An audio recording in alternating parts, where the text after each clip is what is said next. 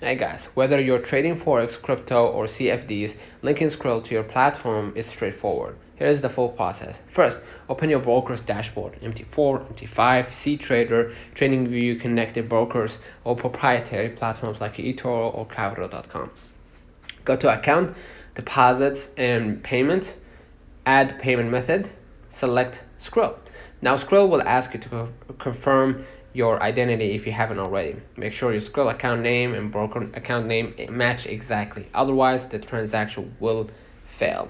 Enter your Skrill email address. This is the only detail brokers use to link your wallet. Confirm the connection. Next, go back to your broker's deposit page. Enter the amount and authorize it via Skrill's secure login window. Once the first payment goes through, your Skrill account becomes permanently linked. If your broker supports recurring or automated deposits, you can enable them in auto funding settings.